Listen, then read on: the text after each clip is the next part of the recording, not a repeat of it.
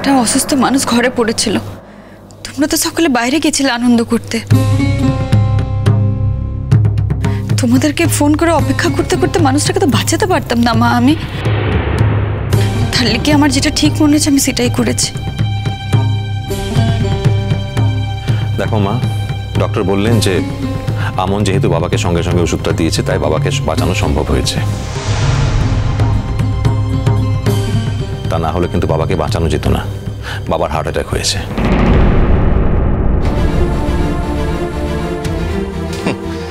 আর এখানে কি কথাবার্তা চলছিল ভাগ্যিস তুই শুনিসনি। ছাড় তো, জানা আছে আমার, নতুন করে আর কি জানবো? আমি খুব ভালো করেই জানি কি কথাবার্তা চলছিল, আমি সব আগে থেকে জানতাম। আমনকেও বলেছিলাম এত খেটে খুটে একা যে কাজগুলো করছো বাবা পাওয়া তো দূর, বরঞ্চ উল্টে কথা শুনতে হবে তোমাকে, তৈরি থেকো আগে থেকে। তাই হচ্ছে। আমি তো তৈরিই ছিলাম, কিন্তু আমার তাতে কিচ্ছু যায় আসে না। বাবা শুধু সুস্থ হয়ে ঘরে ফিরে আসুক, তাহলেই আমার শান্তি। আচ্ছা তুমি একটা কথা আমায় বুঝিয়ে বলো তো আমন, তুমি অত বড় হসপিটালে ভর্তি করতে গেলে কেন? তুমি কি আমাদের সামর্থ্য জানো না? অঙ্কুরের একে রোজগার নেই। আমি যখন বাবাকে ও হাসপাতালে দিয়েছি নিজের উপর ভরসা করে দিয়েছি, তোমাদের উপর ভরসা করে দিইলাই। আচ্ছা তো তোমার কি টাকার গাছ আছে? মানে হঠাৎ করে কি গাছটা গজিয়ে উঠলো নাকি, নাকি আবার জকের ধন পেয়েছো? তোমার তো কোনো গুণের ঘাট নেই, কোথা থেকে কি টাকা পয়সা নিয়ে আসবে কি জানি বাপু।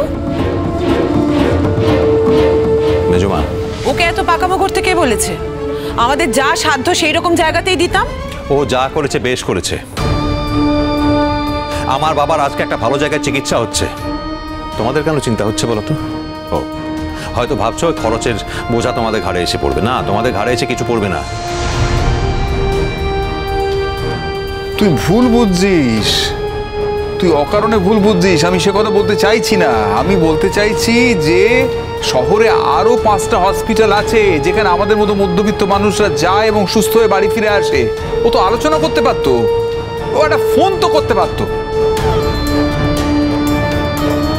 বাবা মেজকা, ওরকম একটা পরিস্থিতিতে একটা মেয়ে একা দাঁড়িয়ে তার পক্ষে যা যা পসিবল হয় সবকিছু করার চেষ্টা করেছে। কোথায় তুমি তাকে ক্রেডিট দেবে তা নয়, উল্টে ক্রিটিসাইজ করছো কেন এসব করলো বলে। দাদাভাই তুই ছাড়তো, এখানে এই ধরনের কথাবার্তা চলতেই থাকবে। তুই বল জেঠুমুনি কেমন আছে? কাল বাবার অপারেশন, ও স্টেন্ট বসাতে হবে। তাই নাকি? ডাক্তার বলেছে? ডাক্তার না বললে আর কি আমি বলছি মেজকা, আমি তো আর ডাক্তার না। কাল সকালে সার্জারিটা করতে হবে, তাহলে কি আমরা সই করে এসেছি। একেবারে সই করে এসেছো? মানেটা কি?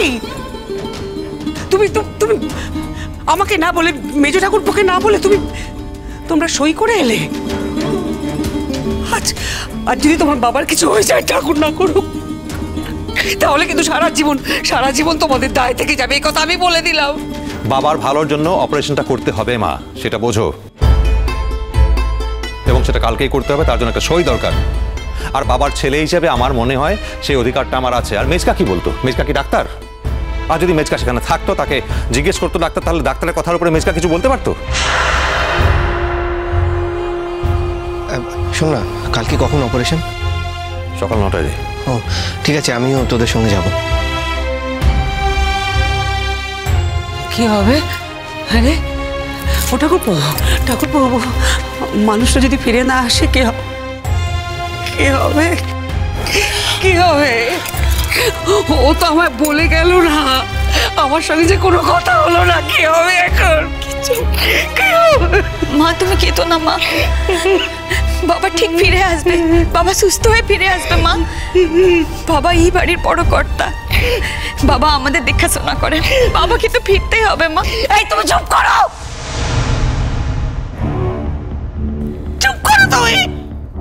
তুমি সরে যাও এখান থেকে। আমার চোখের সামনে থেকে চলে যাও, আমি দেখতে চাই না তোমাকে।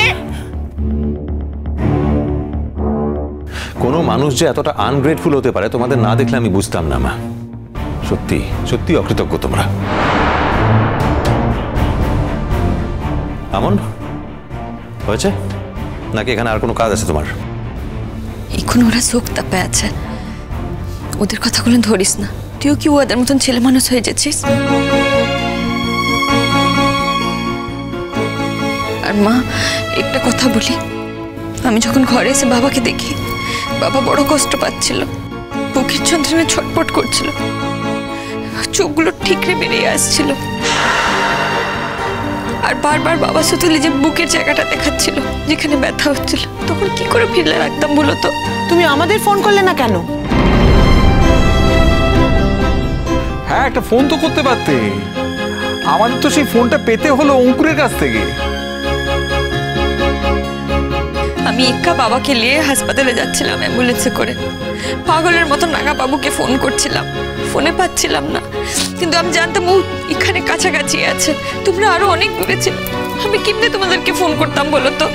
তারপরে হাসপাতালে পৌঁছে বাবার অ্যাডমিশন করানো, ফর্ম ফিল আপ করানো, সই করা সব তো আমি একাই করেছি। রাঙা বাবুও তখন আসিলাই, কখন ফোনটা করতাম মেজকা বলো?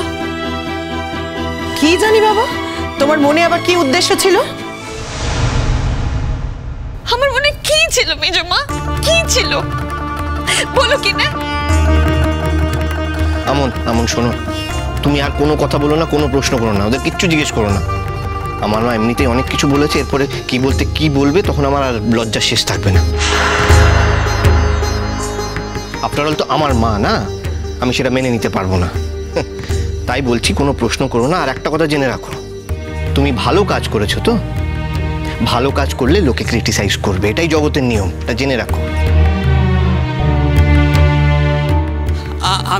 আমি তোমাকে একটা কথা বলে দিচ্ছি, ওর বাবার যদি ভালো মন্দ কিছু হয়ে যায় আমি কিন্তু তোমাকে ছাড়বো না।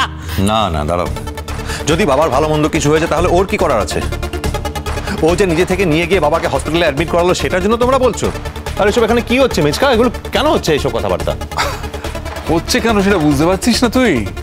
হচ্ছে এই কারণে যে কেউ আমনকে ট্রাস্ট করে না, করার কারণও নেই। এই কাজটাই যদি মেধা আজকে করতো তাহলে সবাই চোখ বুজে মেনে নিত, কারণ মেধাকে তারা ভরসা করে, ট্রাস্ট করে।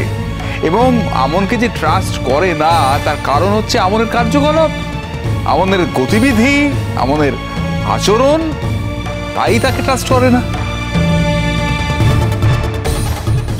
আচ্ছা তুমি আমাকে বলো তো, ও কি এমন কাজ করেছে যার জন্য তোমাদের সবার ট্রাস্ট হারিয়েছে? না প্লিজ আমাকে বলো, আমাদের বলো, আমরাও শুনে ধন্য হই। সেই উত্তরটা তুমি দাও, তুমি তো যথেষ্ট বড় হয়েছো। কেন একটা মানুষকে ট্রাস্ট করে না এতগুলো মানুষ?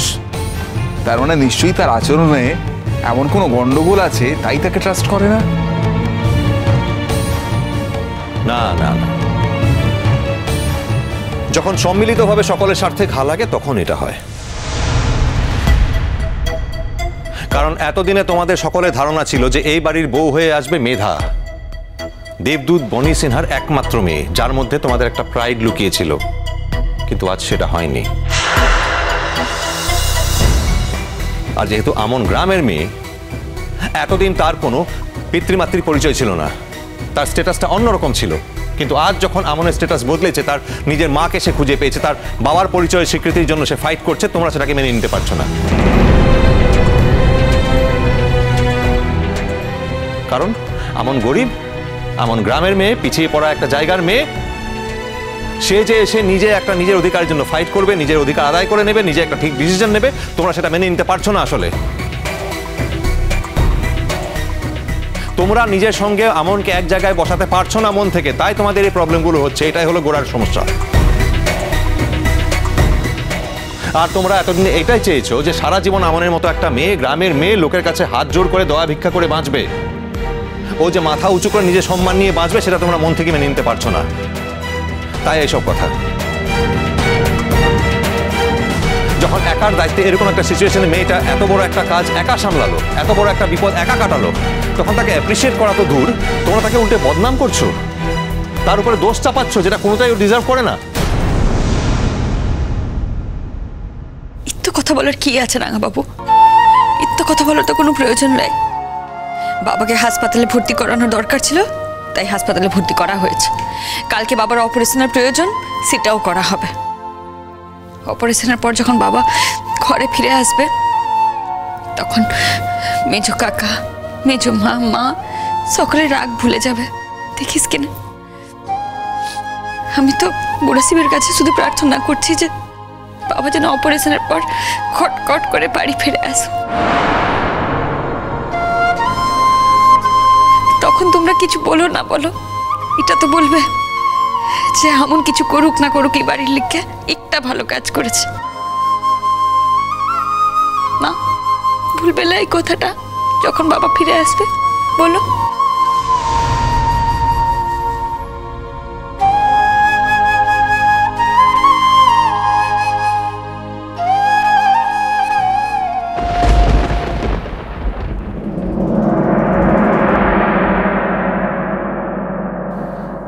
এখন কেমন আছো বাবা? ঠিক আছে। আমরা এখানে পারমিশন নিয়ে এসেছি বাবা, বেশিক্ষণ থাকতে পারবো না। খানিকক্ষণের জন্যই আমাদের আসতে দিয়েছে, আমরা বাইরে আছি, তুমি একটু রেস্ট নাও। আমার কাছে কেউ থাকবে না? জেঠুমনি, আজকে যে তুমি কথা বলতে পারছো সবটা কিন্তু আমনের জন্য।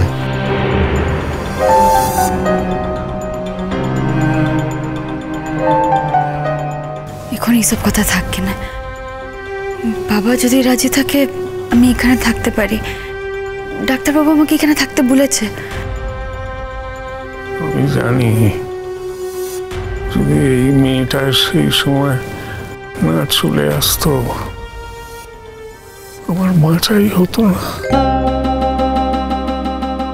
জেঠুমনি, তুমি কি চাও? ও কি তোমার কাছে থাকবে? মানে তুমি যেটা চাইবে সেটাই তো হবে। তুমি যদি না চাও ওর এখানে থেকে তো কোনো লাভ নেই, উল্টে ক্ষতি হবে। সেক্ষেত্রে আমি এখানে থেকে যাব, ডাক্তারের সঙ্গে কথা বলে নেবো, এখানে একজনকে তো থাকতেই হবে। কেন? ও কি থাকতে চায় না? তুমি কার কথা বলছো? আমনের কথা? ও তো এখানে থাকতে চায়, থাকতে পারলে খুশি হবে। ও যদি আমাদের বাড়ির কারো কাজে লাগতে পারে কোনোভাবে, তাহলে তো নিজের জীবনটাকে ধন্য মনে করে।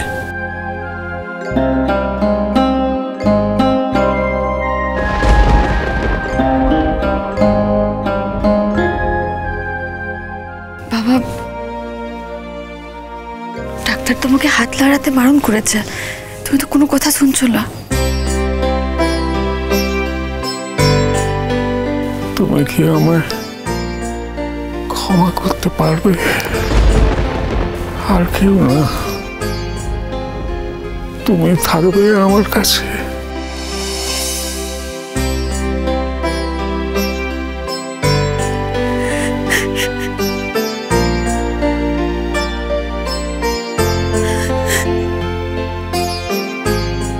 বাবা তুমি চাও আমি তোমার কাছে থাকি?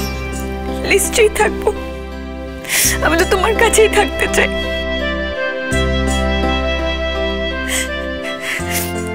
তোমার যদি রাগ হয় তাহলে তোমার শরীরটা খারাপ হবে, সেটা তো আমি চাইতে পারি না বাবা।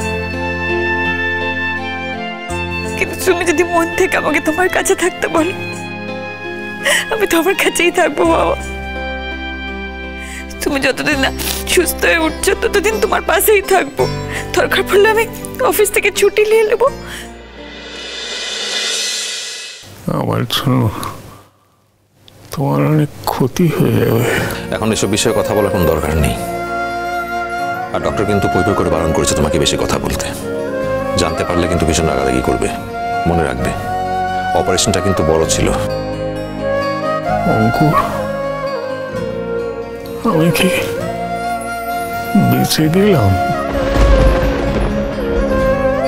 হ্যাঁ জেঠুমনি, তুমি বেঁচে গেছো, এখন আর কোনো ভয় নেই।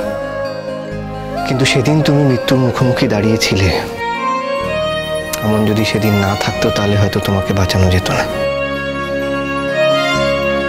এই কথা বারবার বলো না আন্দা। বাবার বেঁচে যাওয়ার কথা ছিল, তার লিঙ্কে বেঁচে যাচ্ছে। আমি তো উপলক্ষ মাত্র। আমি এই বাড়িতে আসার পর থেকে একটাই প্রার্থনা করেছি বুড়া শিবের কাছে, এই বাড়ির প্রত্যেকে যেন ভালো থাকে। আমি তো সেই সময় ওখানে যেতে পেরেছি কারণ বুড়া শিব চেয়েছিল। বুড়া শিব না চাইলে তো আমি বাবার কাছে যেতে পারতাম না। এই কথাটা তো ভেবে দেখো তোমরা। আমার আর কিছু বলার নেই, তবে ও যদি থাকে তাহলে আমি শান্তি পাবো। তুমি একটু চোখ বন্ধ করে রেস্ট নাও না, আমরা এখানেই আছি, ডোন্ট ওয়ারি, কাছাকাছি থাকবো। আমন, বলছি যে তুমি একটু খেয়ে এসো, দাদাভাই তোমাকে নিয়ে যাবে, আমি এখানে আছি। না না, আমার এখন খিদে পাইলাই। আর তাছাড়া ডাক্তারবাবু আসার সময় হয়ে গেছে, 1 ঘন্টা পর পর ভিজিটে আসছে, তো আমাকে এখানে থাকতে হবে। তোমরা গিয়ে খেয়ে এসো। তা বললে হয় নাকি? এখানে তো খাওয়া দাওয়া করা যাবে না, আর সারাদিন না খেয়ে রাত্রেবেলা ঘুম নেই, এরকম হলে শরীর চলবে কি করে বলো তো? চলো, আমি তোমার কোনো কথা শুনবো না, আমার সঙ্গে চলো। জোর করিস না রাঙাবাবু, এখন আমি খেতে যেতে পারবো না। ডাক্তারবাবুর সাথে ফাইনাল কথাটা হোক। ডাক্তারবাবু আগে বলুক কোনো বিপদ লাই, তারপর থেকে আমি খাবো। আরে ডাক্তারবাবু তো বলেছেন যে আর কোনো বিপদ নেই। কই, আমি তো শুনিলে ডাক্তারবাবু এক্ষুনি আসবে। আমি বড় ডাক্তারবাবুর সাথে কথা বলে নিই, তারপরে খাবো। আর খাবার লিখতে কি আছে আন্দা? আমাদের তো মেলা অভ্যাস আছে, আমরা তো 2-3 দিন ধরে না খেয়েই থাকতাম। এখানে তো সবসময় খাবার পাই, কিছুক্ষণ না খেয়ে থাকলে কিছু হবে না আমার। তুমি কিন্তু আমার কথা একদম শুনছো না, বলছি তো চলো আমার সঙ্গে কিছুটা খেয়ে নেবে। আহান আছে তো এখানে, যদি ডক্টর চলেও আসে তাহলে কিছু বলার থাকলে আহানকে বলবে, আহান তোমাকে জানিয়ে দেবে পরে। এই সময় তো আহান আছে, আর তুমি তো থাকছো রাত্রেবেলা, তখন ডক্টর এলে কথা হবে। এত টেনশনের কি আছে? আমার আসলে খেতে ইচ্ছা করছে না, একটু সময় যাক কিনা। না, এটা হবে না, তোমাকে এখন খেতে যেতে হবে। আন্দা, বাবা কাল রাত থেকে কিচ্ছু খায় নাই, বাবা ভালো হয়ে যাক তারপরে খাবো। আহান, হ্যাঁ জেঠুমনি, ওকে আমার কাছে ডাকো। হ্যাঁ আমন,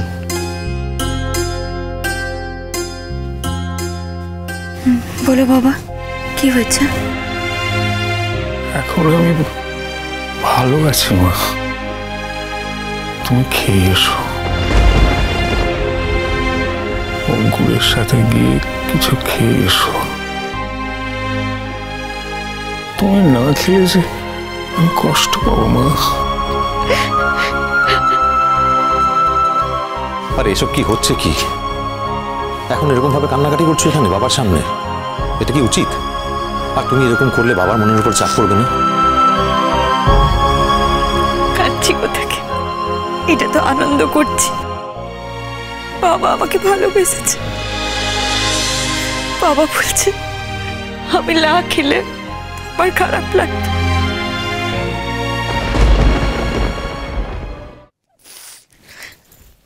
আমি এক্ষুনি খেয়ে আসছি বাবা, তুমি চিন্তা করো না। আহান্দা তোমার কাছে থাকছে, কিছু দরকার হলে তুমি আহান্দাকে বলো, ও পাশের ঘরে নার্স আছে, নার্সকে ডেকে দেবে। আমি জানি আমার জন্য টেনশন করছো বলে তুমি যাচ্ছ না খেতে। খেয়ে শোনা, না খেলে জুসবে কি করে? আমি ভালো না হওয়া পর্যন্ত তোমাকে তো এখানেই থাকতে হবে। আমি বাড়ি না যাওয়া পর্যন্ত আমার কাছেই তোমায় থাকতে হবে। আমি তোমায় এত চট করে ছাড়ছি না। কতদিন না খেয়ে থাকবে বলো? আমি ঠিক আছি, তুমি না খেলে যে আমার কষ্ট বাড়বে মা। না চলো এসো।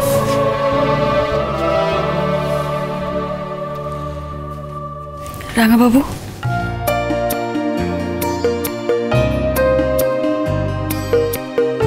বলো। আমি বাবার মনটা পেয়েছি। আমন তুমি দেখো, তুমি এক এক করে প্রত্যেকের মন জয় করতে পারবে। এই বিশ্বাসটা আমার আছে। শুধু একবার ওই কেসটা জিতে যাও, দেখবে পুরো দুনিয়াটা তোমার কাছে পাল্টে যাবে। এর মধ্যে একদিন আবার কোর্টের ডেট পড়বে, সেই ডেটটা কিন্তু মিস করা যাবে না। হাজার কষ্ট করে হলেও তোমাকে যেতে হবে। সেনকে লাগলে এখানে অন্য কেউ থাকবে। আমরা জিতবো রাঙা বাবু। কেন জিতবে না? নিশ্চয়ই জিতবে। তোমার মধ্যে তো সত্যি আছে, তুমি সত্যের জন্য লড়ছো। আর আমার বিশ্বাস তোমার মাও যা বলছেন সত্যি কথা বলছেন। এবারে দেখো, যারা তদন্ত করছে তারাও নিজের মতো করে ঠিকঠাকভাবে তদন্ত করছে আর সত্যিটা বার করবেই। দেখবে আমরা নিশ্চয়ই জিতবো। চলো আমন, বাবা একটু ঘুমোচ্ছে, এই ফাঁকে আমরা চট করে খেয়ে আসি। আন্দা তুমি একটু খেয়াল করো, হ্যাঁ? যদি এদিক ওদিক হয় তো নার্সকে ডেকে লিও। আমার উপর একটু ভরসা রাখো। তুমি তো 10-15 মিনিটের জন্য যাচ্ছ, এর মধ্যে জেঠুমনি কিচ্ছু হবে না। আর যদি কিছু হয়ও তোমার কথা অনুযায়ী আমি নার্স দিদিমণিকে ডেকে আনবো, ঠিক আছে? এবার যাও। আসছি।